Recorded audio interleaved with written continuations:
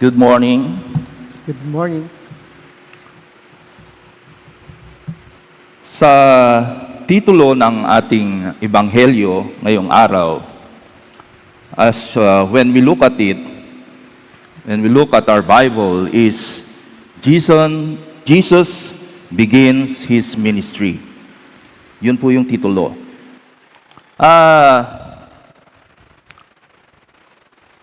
Minsan, nagkakwentuhan kaming mag-asawa at naibahagi sa akin ng aking asawa ang kwento ng pagsisimula ng isang sikat na fast food chain.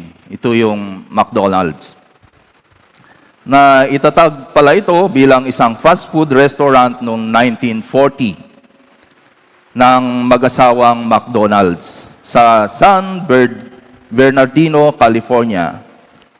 Sa simula, nagsiserve sila ng iba't ibang klase ng pagkain sa iba't ibang pamamaraan ng preparasyon, ng paghahanda. At tumagal ang ganitong sistema ng kanilang operasyon sa pagluluto ng 8 taon.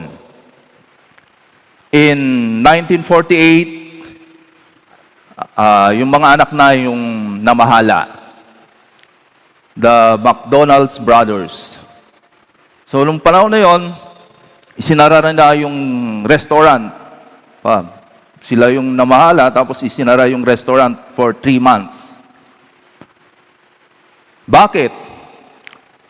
Bakit nila isinara yung kanilang restaurant? Kasi hindi na efficient ang kanilang sistema.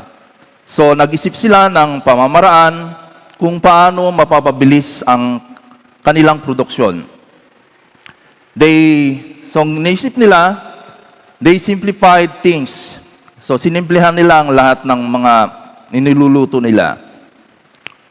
Konting produkto or pagkain ang isinilbi nila, mabilis ang proseso at mura.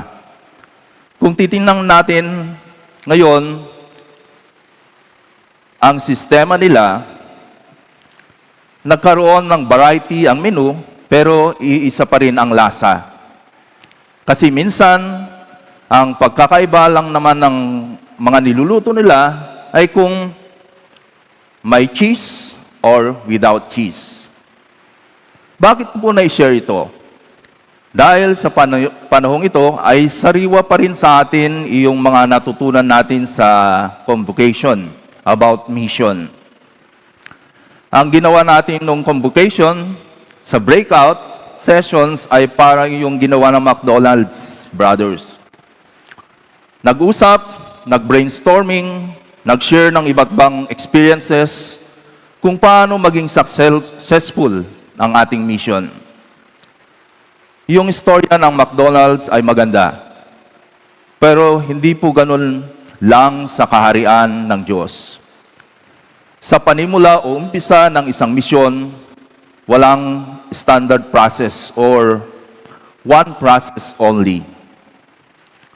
At the Bible actually gives us a lot of wisdom about how to start things, how to work hard, kung paano maging masipag at produktibo sa isang gawain to produce something of lasting value.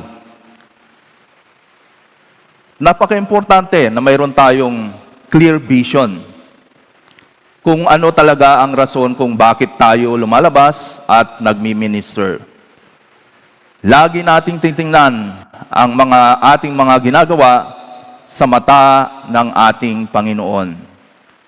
Dahil ito po yung magandang bagay na siyang magagamit natin. Kung titingnan natin sa ating ebanghelyo, hindi efficient yung ginawa ni Jesus. Parang hindi efficient. Bakit ang umpisa ng kanyang ministry ay sa Galilee? Sa sobrang layong lugar. Parang si Jesus chose the wrong place to start His ministry. Why not sa cultural center within Israel? Hindi man lang sa capital city or sa Jerusalem. Bakit Galilee ang pinili ng Panginoon? Because in Galilee, the darkness was deepest. Napaka-severe, malala, para bagang inugatan ang kasamaan. Mas maraming nangangailangan. Mas maraming kasamaan ang nangyari sa Galilee because it was the corridor of the world. Daanan ng iba't ibang klase ng tao. Pero as you can see, hindi nagdalawang isip si Jesus na ito ang unahin. Jesus came to make disciples of all nations. That His ministry. And that ministry was handed down not only to the apostles, but also to us. Minsan, siguro baka nag-iisip tayo, saan ba ako mag-uumpisa ng ministry?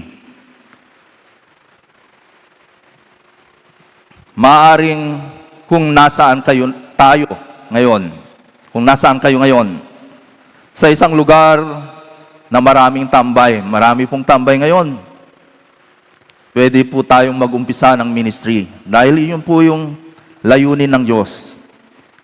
Sa isang lugar na mahirap at walang malalaking establishmento.